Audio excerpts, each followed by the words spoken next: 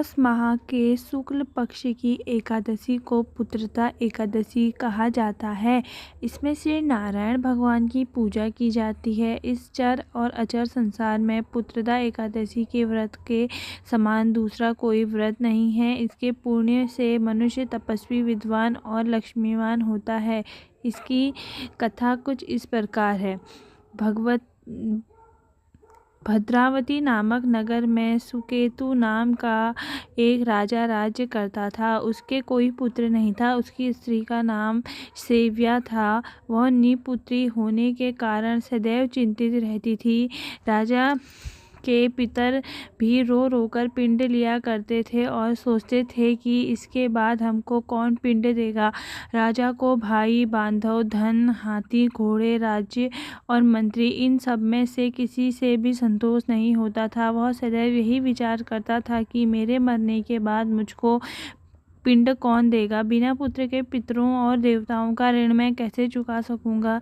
जिस घर में पुत्र न हो उस घर में सदैव अंधेरा ही रहता है। इसलिए पुत्र उत्पत्ति के लिए प्रयत्न करना चाहिए। जिस मनुष्य ने पुत्र का मुख देखा है वह धन्य है। उसको इस लोक में यश और परलोक में शांति मिलती है, अर्थात उनके दोनों लोक सुधर जाते हैं। पूर्व जन्म के कर्म से ही इस जन्म में पुत्र, धन आदि प्राप्त होते हैं। राजा इसी प्रकार रात दिन चिंता में लगा रहता था। एक समय तो राजा ने अपने शरीर को त्याग देने का निश्चय किया, परंतु आत्मघात से महापाप कोई नहीं होता।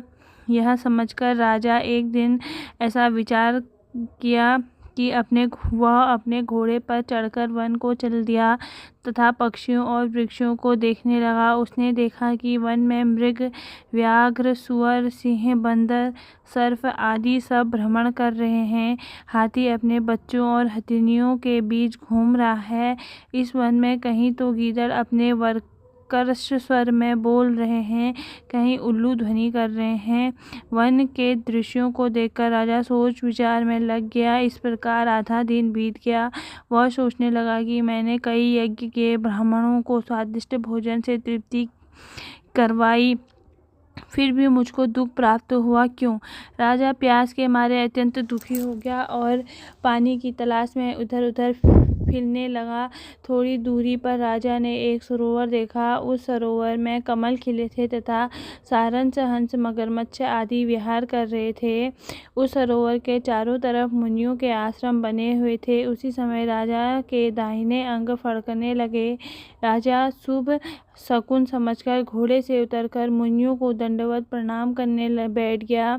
राजा को देखकर मुनियों ने कहा, हे राजन, हम तुमसे अत्यंत प्रसन्न हैं। तुम्हारी क्या इच्छा है सो कहो। राजा ने पूछा, महाराज आप कौन हैं और किस लिए यहाँ आए हैं, कृपया करके बताइए। मुनि कहने लगे, हे राजन, आज संतान देने वाली पुत्रदा एकादशी है। हम लोग विश्वदेव हैं और सरोवर में स्नान करने के लिए आए हैं। यह सुनकर राजा कहने लगा कि महाराज, मेरे भी कोई संतान नहीं है। यदि आप मुझ पर प्रसन्न हैं तो एक पुत्र का वरदान दीजिए।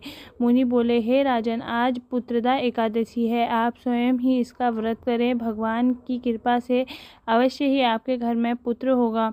मुनि के वचनों को सुनकर राजा ने उसी दिन एकादशी का व्रत किया और द्वादशी को उसका पारायण किया।